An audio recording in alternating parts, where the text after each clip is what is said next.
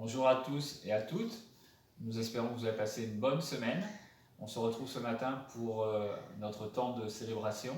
On va prendre ce chant qui nous dit que le nom de Jésus est merveilleux, que son nom est glorieux et qu'il est victorieux.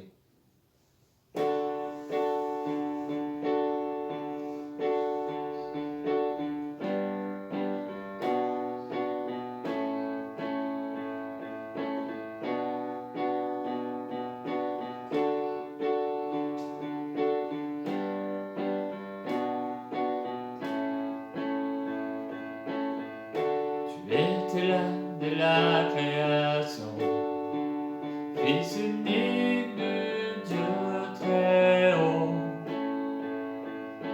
Le mystère de ta gloire révélé, en toi Christ notre Seigneur.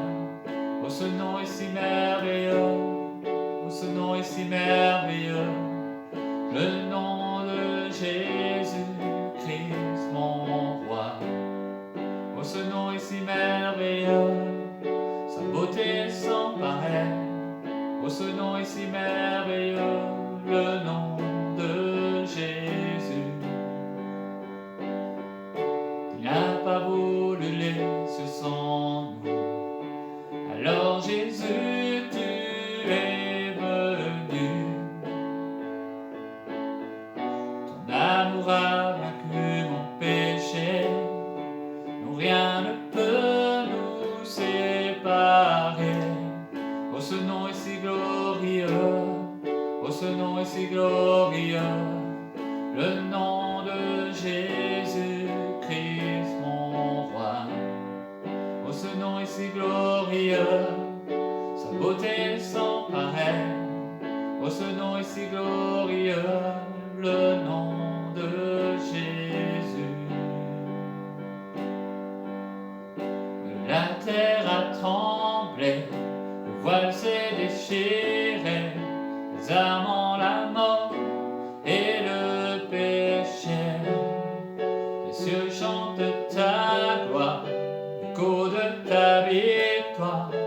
Tu es le roi ressuscité. Tu es sans rival, tu es sans égal.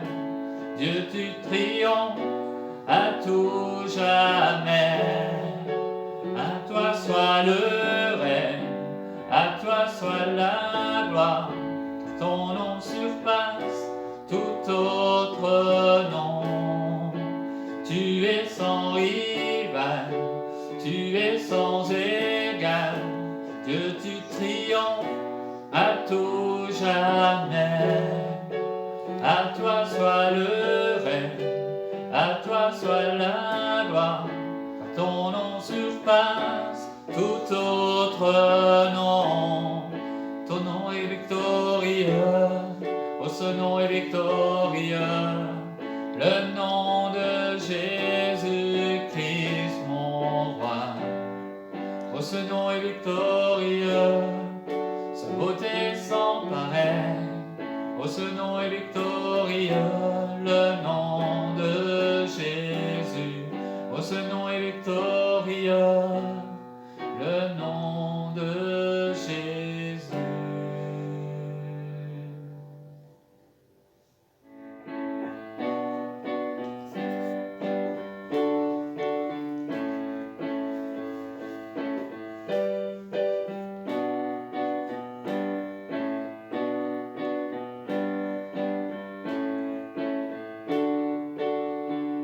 Bénis l'Éternel, ô mon âme, et glorifie son nom.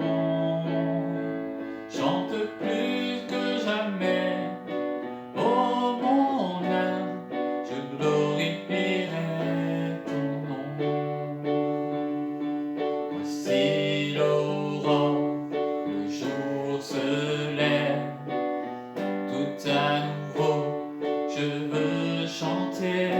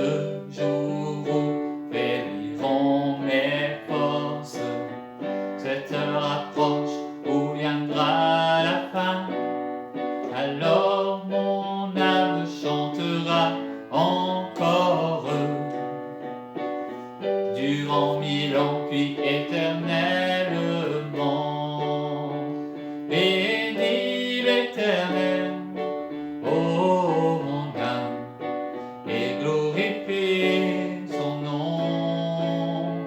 Chante plus que jamais, ô mon âme, je glorifierai ton nom.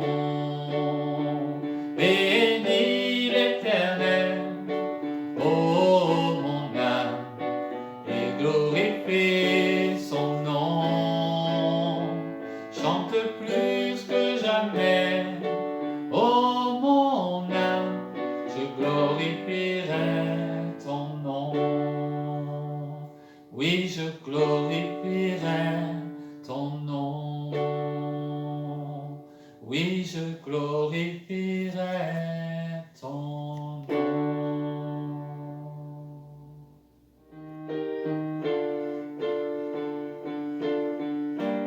On veut proclamer ta puissance, Seigneur, dans notre vie. On veut vraiment ce matin te dire que oui, tu es un Dieu puissant et on a vraiment besoin de cette puissance en nous. On veut ta présence, Seigneur. On veut te louer, on veut t'adorer ce matin. On veut prendre ce temps avec toi. On veut prendre ce temps où nous élevons le nom de Jésus. Nous élevons le nom de notre roi des rois, celui qui est dans notre vie. Tu es élevé, Seigneur, tu es au-dessus et tu règnes en nous, Jésus. Ton amour, ta puissance, ta présence dans ma vie.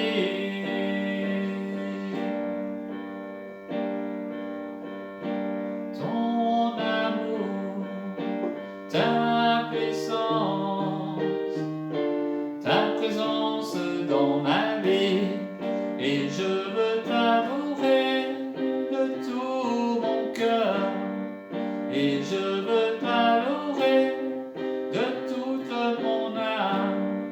Oui, je veux t'adorer de toute ma force, car tu es mon Dieu. Tu es mon Dieu.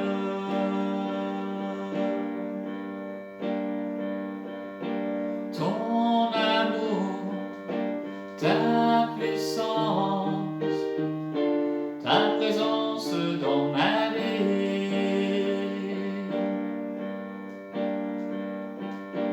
Ton amour, ta puissance, ta présence dans ma vie. Et je veux t'adorer de tout mon cœur.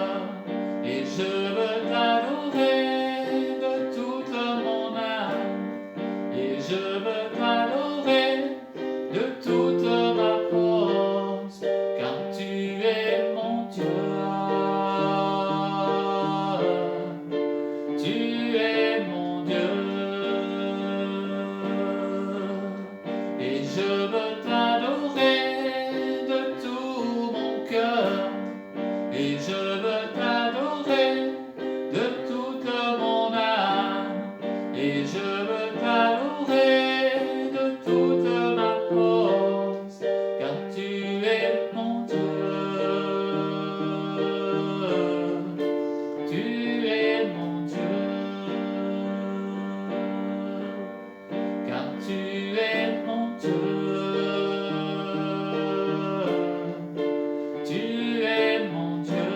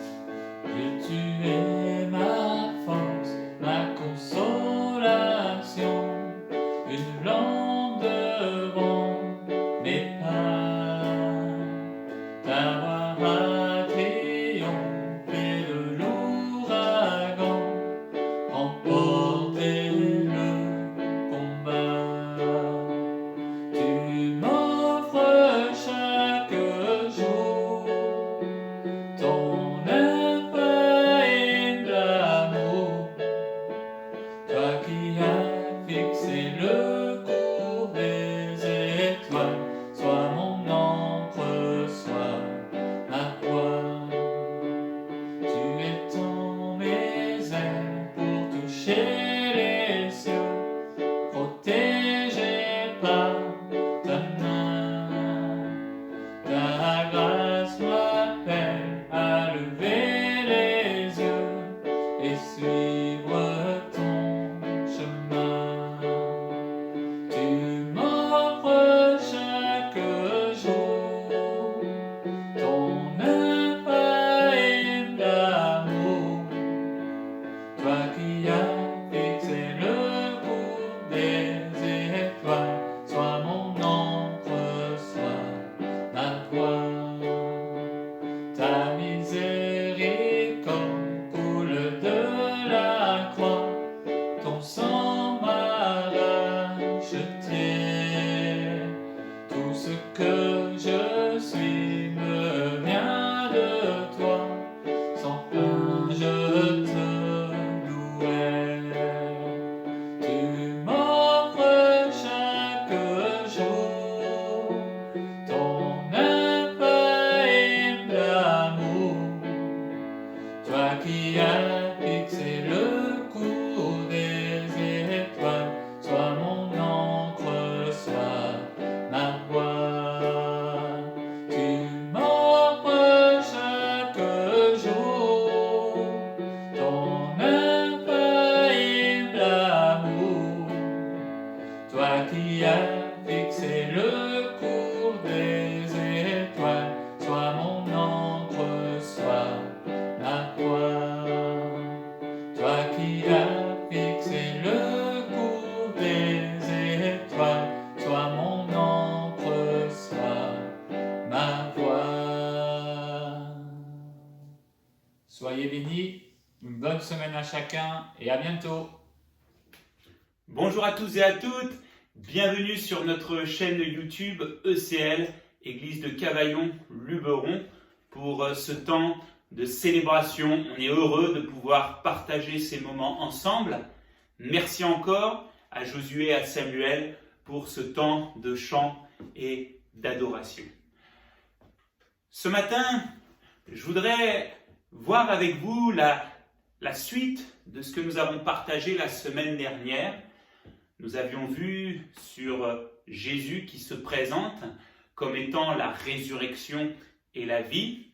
Et ce matin, je voudrais partager avec vous cette parole de Jésus qui dit « Je suis le chemin, la vérité et la vie ». Je vous pose une question que je me pose aussi. Est-ce qu'aujourd'hui, je connais, je sais qui est Jésus? Ou alors est-ce qu'aujourd'hui, je connais intimement Jésus? Je m'explique. On peut dire connaître quelqu'un, mais ça reste plutôt du savoir. Je sais qui elle est. J'ai entendu dire. J'ai vu. Oui, j'ai entendu parler d'elle. Mais je n'ai aucun échange avec cette personne. Je ne vis pas avec, je ne partage pas avec. Je sais simplement qui elle est. Par contre, quand je dis je connais une personne, c'est-à-dire que je partage avec elle, j'échange avec elle, j'ai une communion avec elle, et ça fait toute la différence. Il y a 3 choses qui montrent qu'on connaît quelqu'un. La première, c'est que il y a un échange qui s'installe. Je parle, il m'écoute, il parle, je l'écoute. Il y a un partage. Ensuite, quand je connais quelqu'un véritablement, je suis capable de savoir ce qu'il pense. Je suis capable de savoir ce qu'il désire, sa volonté. Je connais son caractère. Je sais que dans telle situation, oui, il va faire ça. Je ne vais pas dire il n'a plus de secret pour moi, mais je le connais. Et la troisième chose, c'est que quand on connaît véritablement quelqu'un, ça aura toujours un impact sur notre vie. On a déjà entendu dire de quelqu'un « Oh, t'as traîné avec lui ». Pourquoi? Parce qu'en fait, il a comme déteint sur toi. Certains, malheureusement, vont déteindre en mauvais, d'autres vont déteindre en bon. Mais quand on connaît quelqu'un, quand on partage, quand on est en communion avec quelqu'un, ça aura toujours un impact sur notre vie. Qu'il soit bon ou qu'il soit mauvais. Il en va de même avec Jésus. Jésus ne veut pas simplement que tu saches des choses sur lui. Jésus ne veut pas que tu le connaisses dans le sens où, oui, tu as entendu dire sur lui. Mais Jésus veut que tu le connaisses véritablement, dans le sens où il t'invite à une relation, une communion, une intimité avec lui. Avons-nous entendu parler de Jésus seulement? Ou est-ce que aujourd'hui nous connaissons personnellement Jésus? Est-ce que c'est les autres qui nous ont dit des choses sur Jésus? Ou est-ce que on laisse Jésus se révéler à nous, à nos cœurs, à nos vies? Avec Jésus, il y a une chose qui me bouleverse. Vous savez, nous sommes dans un monde où il y a des personnes haut placées. On pourrait dire des vedettes, des stars. Et ces gens sont très souvent inabordables.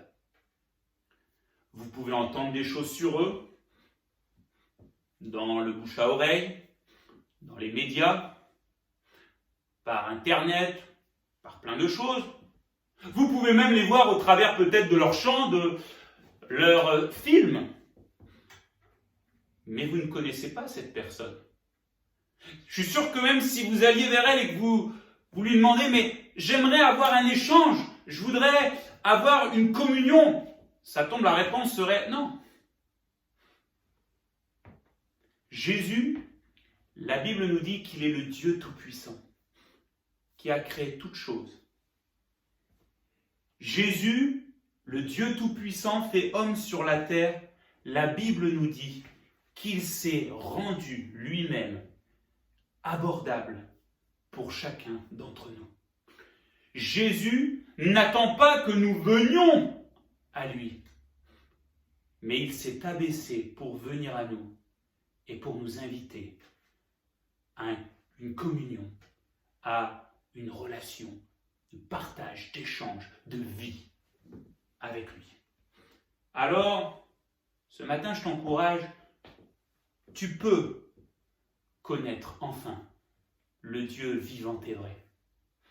Tu peux connaître intimement Jésus. Et la question qui se pose, c'est est-ce que j'accepte? Je voudrais lire avec vous un texte qui se trouve dans Jean chapitre 14, versets 1 à 6. Il est écrit ceci: que votre cœur ne se trouble point. Jésus parle à ce moment-là. Croyez en Dieu et croyez en moi. Il y a plusieurs demeures dans la maison de mon Père. Si cela n'était pas, je vous l'aurais dit. Je vais vous préparer une place. Et lorsque je m'en serai allé et que je vous aurai préparé une place, je reviendrai et je vous prendrai avec moi, afin que là où je suis, vous y soyez aussi. Vous savez où je vais et vous en savez le chemin. Thomas lui dit: Seigneur, nous savons où tu vas. Comment pouvons-nous en savoir le chemin? Jésus lui dit: je suis le chemin, la vérité et la vie. Nul ne vient au Père que par moi. Amen. L'auteur de cet écrit, Jean, était un intime de Jésus. Il a suivi Jésus quasiment partout. Même au pied de la croix, alors que Jésus est en train de mourir. Jean est au pied de la croix, alors que tous les autres disciples avaient pris la fuite. Et ce qu'on peut dire, c'est que Jean, pendant tout le temps où il était avec Jésus, entendez par là physiquement, Jean a eu des partages avec lui. Jean a eu des échanges avec lui. Jean connaissait la volonté de Jésus, connaissait ce qu'il pensait. D'ailleurs, il l'écrit aussi dans d'autres livres, ses épîtres. Et surtout, la relation qu'il avait avec Jésus a changé sa vie. Vous vous rappelez de cet épisode où Jean, avec son frère, ce qu'on appelle les fils de Zébédée, Jean et Jacques, ils sont vexés parce que la Samarie les a rejetés alors qu'ils venaient annoncer la bonne nouvelle. Et qu'est-ce qu'ils vont dire à Jésus ? Oh, il faut que nous ordonnions au feu du ciel de descendre et d'embraser, de consumer tous ces gens.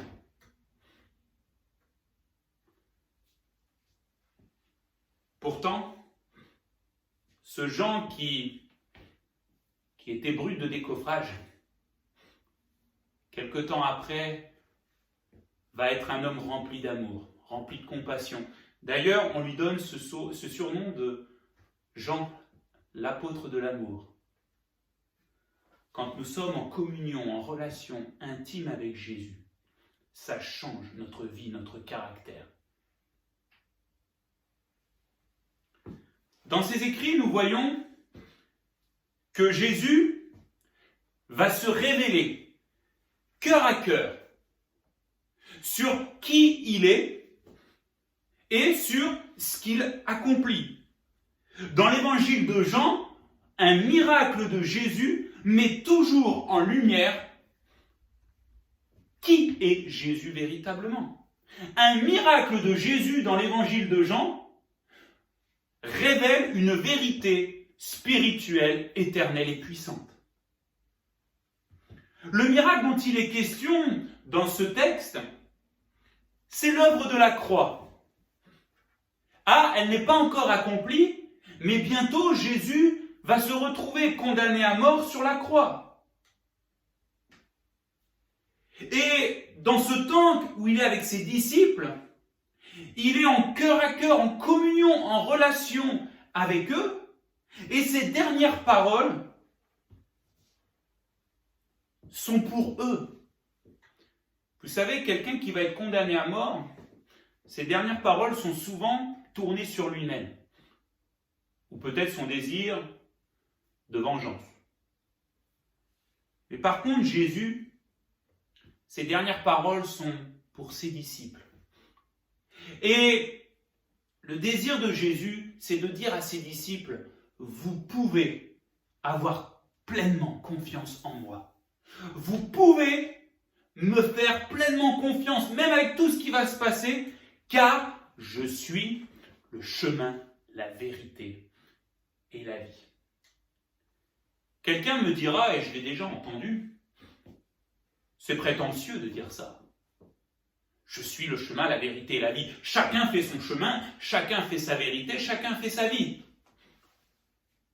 Je vous pose deux questions. Est-ce que c'est prétentieux de dire la vérité ? Parce que c'est la réalité. Jésus est le chemin, la vérité et la vie. Jésus ne s'invente pas quelque chose. Il dit la vérité. Je suis le chemin, la vérité et la vie.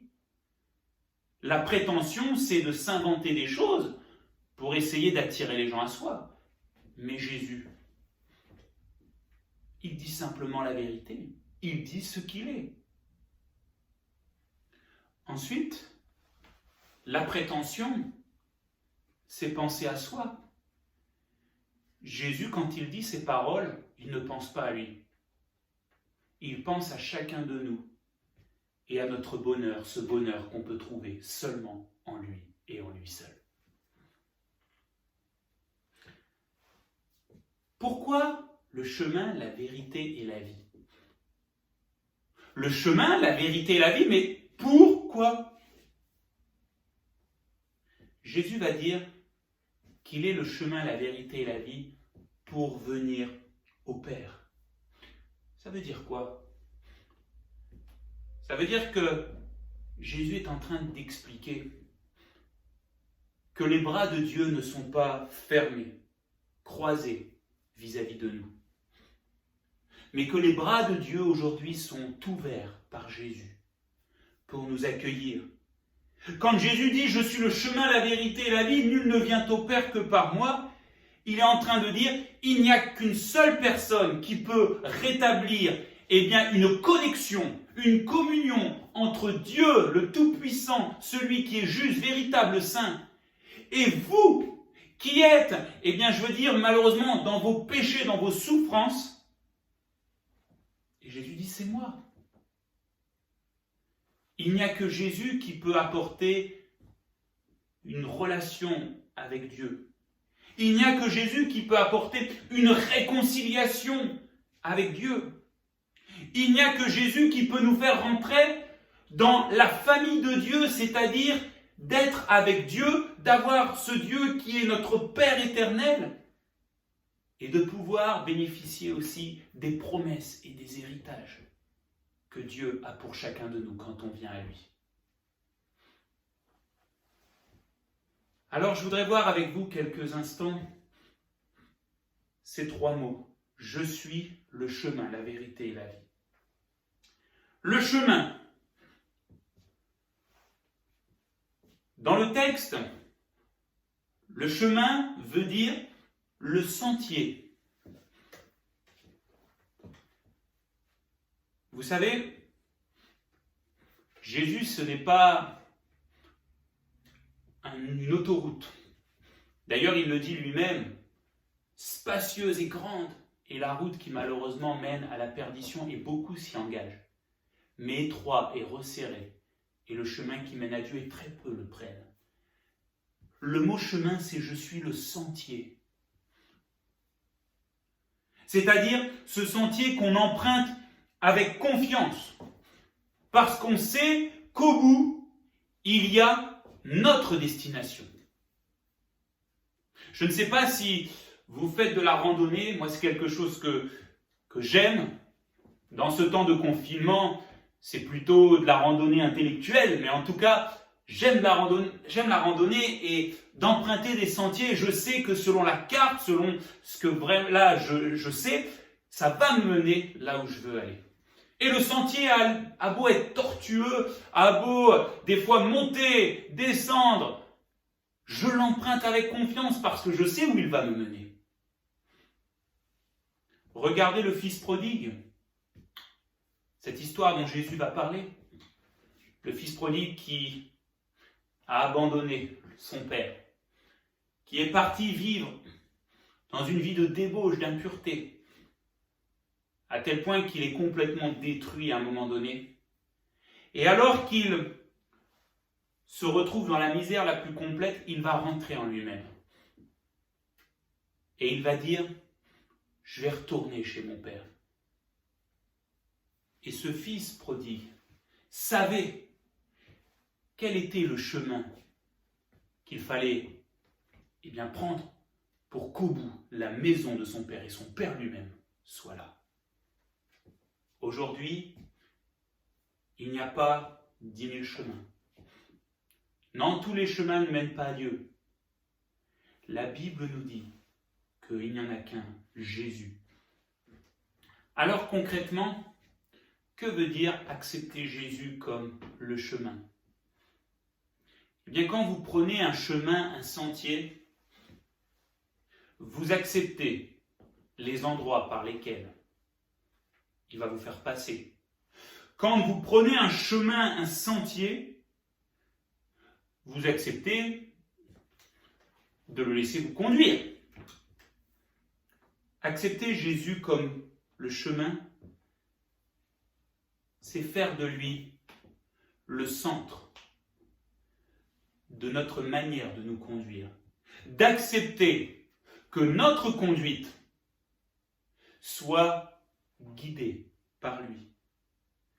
C'est de laisser à Jésus le soin de nous conduire dans notre manière de penser, dans notre manière de décider. Jésus a montré le modèle par ses paroles, par ses actions.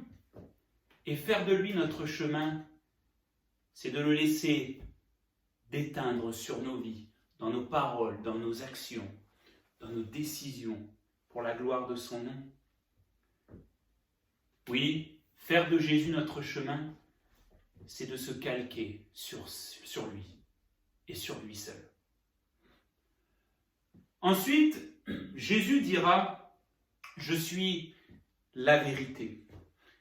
Le mot vérité, c'est l'image d'un solide fondement sur lequel on peut bâtir sans craindre que la construction se détruise à la moindre tempête.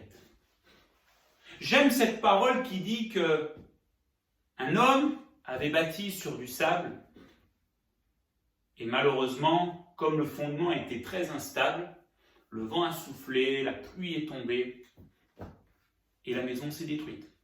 Par contre, quelqu'un a bâti sur le roc, le rocher. Le fondement était sûr. Et la tempête est arrivée, le vent a soufflé, les éléments se sont déchaînés, mais la maison a tenu.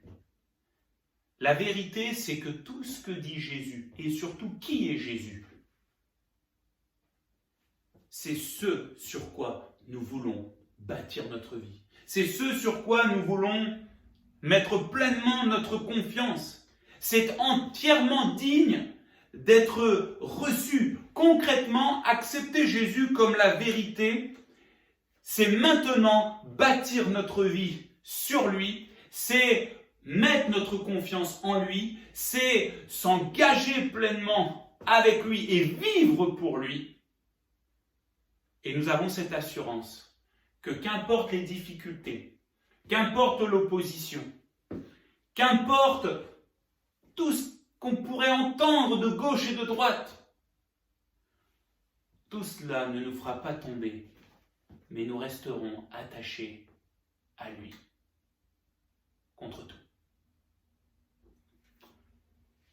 Et puis Jésus dira, « Je suis la vie ». Le mot « vie » désigne non pas n'importe quelle vie. Quand on vient à Jésus, nous renonçons à notre vie, entendez-moi par là, à notre vaine manière de vivre, pour saisir la vie de Jésus. La vie de Jésus, c'est la vie de Dieu, mais pas simplement qu'une petite miette. Mais le mot vie, c'est la plénitude absolue de la vie de Dieu. Dieu ne veut pas donner que quelques petites choses à ceux qui lui appartiennent, mais Dieu veut lui donner la plénitude absolue de sa vie. C'est cette qualité de vie que Dieu a et qu'il nous donne. Une qualité de vie qui est bien, bien loin à l'opposé de notre vie et de notre qualité de vie aujourd'hui. En tant qu'enfants de Dieu, nous sommes appelés, et c'est un miracle de Jésus, nous sommes appelés à ressembler à notre Père, à ressembler à Dieu. On me dit souvent, « Ah, tu ressembles à ton Père. Ah, tu as les mêmes manières de réagir. Ah, tu as les mêmes manières de te comporter. » D'un côté, c'est mon Père et j'ai reçu des choses de lui, puisqu'il y a un lien entre nous. Un enfant ressemble toujours, d'une manière ou d'une autre, dans les aspects de sa vie, à ses parents. Et nous sommes appelés à ressembler à Dieu. Nous sommes appelés à ressembler à notre Père éternel. Ce miracle n'est pas possible par nos efforts. Si nous essayons de ressembler à Dieu par nos propres efforts, nous allons malheureusement être en échec, renoncer, être abattus et peut-être même mettre tout ça de côté. Non, c'est un miracle. C'est un miracle dont Jésus dira que celui qui croit en lui, des fleuves d'eau vive jailliront de son sein jusque dans la vie éternelle. Ça veut dire qu'il y a un miracle qui est fait, un miracle du Saint-Esprit qui prend de ce qui est à Dieu, qui prend de ce qui est à Jésus et qui vient nous le donner.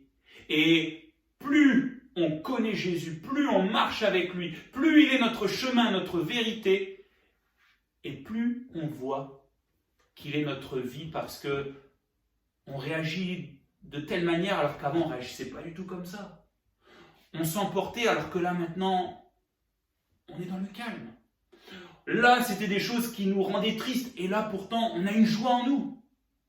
On pardonne alors qu'avant on était rancunier. Un changement. Je vous invite ce matin à ce que Christ ne soit pas simplement que dans nos vies, mais que Christ soit nos vies, notre vie. Alors en conclusion, voulons-nous rester avec ce que nous avons entendu sur Jésus? Ou est-ce que nous voulons connaître véritablement Jésus et que cela change nos vies à toujours? Jésus va dire à ses disciples, voilà ce qui montrera que vous êtes mes disciples. Aimez-vous les uns les autres comme je vous ai aimé. À cela, tous verront que vous êtes mes disciples. Être un disciple de Jésus, ce n'est pas avoir une croix autour du cou. Ce n'est pas aller à l'église de temps en temps. Ce n'est pas faire des prières quand on est dans une détresse. Être disciple de Jésus, c'est avoir une communion avec lui, avoir une intimité, avoir, une proximité avec lui et faire de lui notre chemin, de faire de lui la vérité que nous voulons suivre et de faire de lui notre vie, à savoir le laisser se refléter en nous. Je finirai par ce point qui peut-être ne plaira pas, mais je le dis quand même. On est dans un monde aujourd'hui où pour plaire, il faut s'adapter. Avec telle personne, je m'adapte. Avec telle personne, je m'adapte. Vous avez certains, ils changent un peu de comportement pour essayer de plaire à tout le monde. Jésus, et il faut le savoir, ne s'adaptera jamais pour nous plaire. C'est-à-dire que Jésus ne changera jamais des choses en lui pour nous plaire. Non, il se fait connaître tel qu'il est vraiment et nous invite à l'accepter. Il se fait connaître à nous tel qu'il est vraiment et il nous invite à l'accepter. Et c'est ça qui change une vie, qui change un cœur, ici-bas, mais aussi pour toujours. Il est le chemin, la vérité et la vie. Nul ne peut venir à Dieu. Nul ne peut être établi en Dieu. Nul ne peut rentrer dans les promesses et dans l'héritage de Dieu, si ce n'est par Jésus et par Jésus seulement. On prie ensemble. Seigneur, devant un tel message, peut-être un rappel pour certains d'entre nous, peut-être, je ne vais pas dire une nouveauté, mais peut-être quelque chose de nouveau pour quelqu'un qui nous écoute. Eh bien, nous voulons considérer ta parole. Et notre désir, Seigneur Jésus, c'est de t'accepter et de te connaître tel que tu es, de te connaître véritablement. Seigneur, je veux te remercier. Seigneur, tu étais inaccessible et tu t'es rendu accessible pour chacun de nous. Je veux te remercier parce que ce n'est pas nous qui t'avons cherché, mais c'est toi qui nous as cherchés. Et tu nous as trouvés. Alors nous voulons, Seigneur, nous approcher de toi et grandir dans cette connaissance, dans cette intimité avec toi. Nous voulons que tu sois le chemin. Ce chemin que nous prenons. Nous voulons que tu sois la vérité pour nos vies. Nous voulons que tu sois notre vie, cette qualité de vie divine. Je prie pour que, Seigneur, nous ne soyons pas des religieux. Je prie pour que nous ne soyons pas simplement des sympathisants de toi. Parce que toutes ces choses ne changeront pas nos vies, mais que nous soyons des intimes de Jésus-Christ, des intimes de toi. Que ton nom soit béni, glorifié Jésus, et travaille encore nos cœurs, afin que nous grandissions dans cette relation, cette communion que tu nous offres à chacun d'entre nous. Merci Jésus. Amen. Voilà pour terminer ces moments. Je voudrais vous faire quelques annonces. Le programme de la semaine, dans ces temps de confinement, c'est le mardi à 18h. Nous nous retrouvons via l'application Zoom pour un temps de prière ensemble et de partage. Nous prenons de nos nouvelles. Ensuite, le jeudi, à 18h30, rejoignez-nous sur YouTube, ECL Cavaillon-Luberon, pour un temps de méditation et de réflexion. Voilà, que le Seigneur vous bénisse et à très bientôt et que, encore durant toute cette semaine, nous soyons ces intimes de Jésus-Christ. À bientôt.